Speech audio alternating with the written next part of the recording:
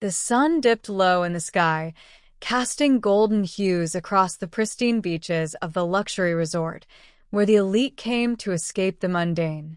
Palm trees swayed gently in the breeze, their shadows creating an intricate dance on the manicured lawns.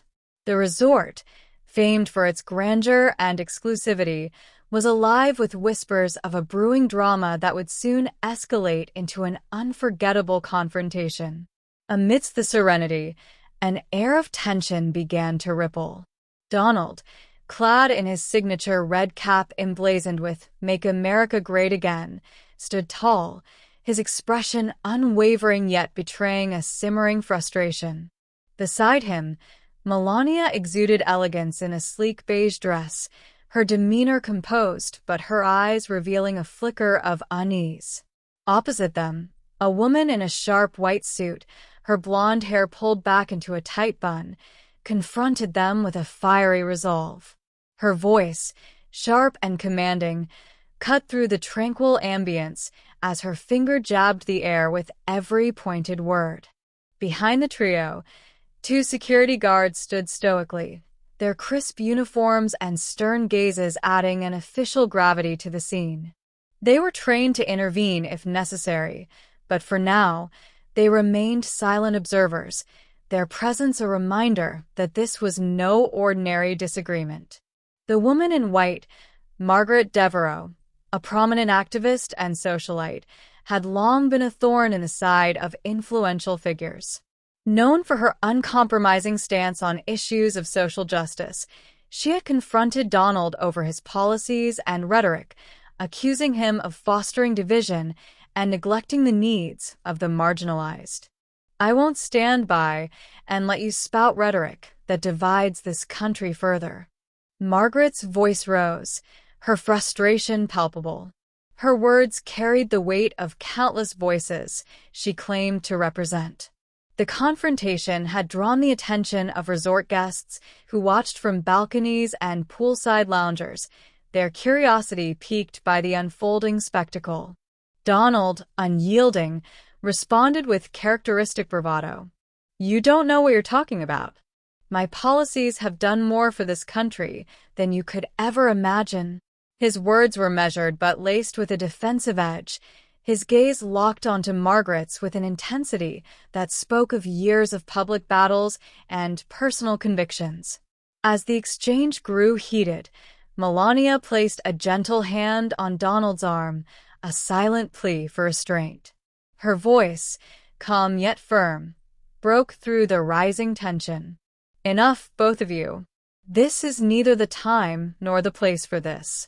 Her words momentarily diffused the situation, her presence a reminder that there was more at stake than just a clash of egos. But Margaret was not one to back down easily. "You hide behind your wealth and influence, but the people you've ignored won't be silenced any longer." Her eyes darted to Melania, as if seeking an ally. "And you, Mrs. Trump, surely you see the damage being done. How can you stay silent?"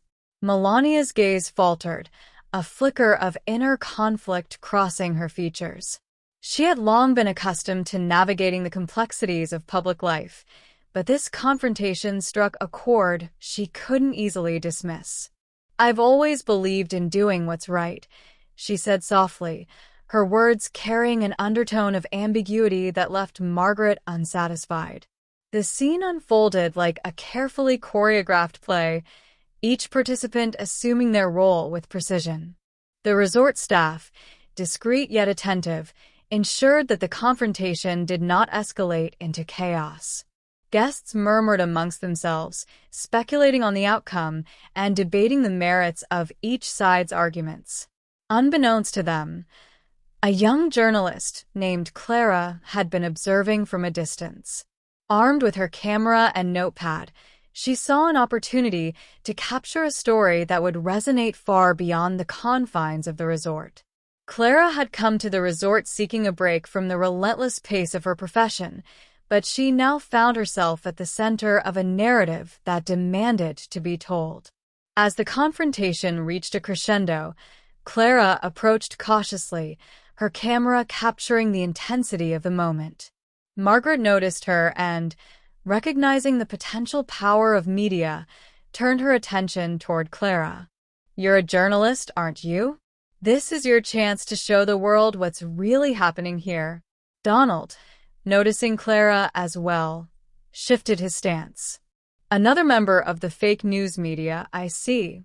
Go ahead, twist this story like you always do." His words dripped with sarcasm, but they also betrayed a wariness of the influence Clara might wield.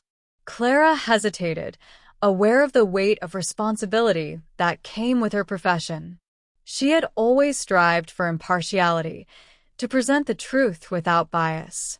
"I'm here to document what's happening," she said firmly, her voice steady despite the pressure. "The world deserves to know the truth." The confrontation eventually subsided, the participants retreating to reflect on what had transpired. Margaret, though fiery and uncompromising, found herself questioning whether her approach had been the most effective.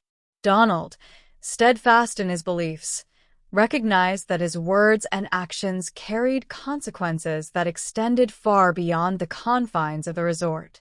And Melania, caught in the crossfire, grappled with the complexities of her role and the expectations placed upon her. Clara's story, published days later, became a sensation. Her nuanced portrayal of the confrontation captured the humanity of each participant, sparking debates and discussions across the country. The luxury resort, once a haven of exclusivity, became a symbol of a broader struggle for understanding and reconciliation.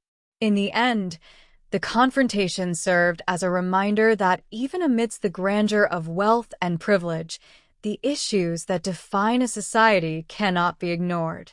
It was a moment that revealed the power of dialogue, the importance of accountability, and the enduring hope for a better future.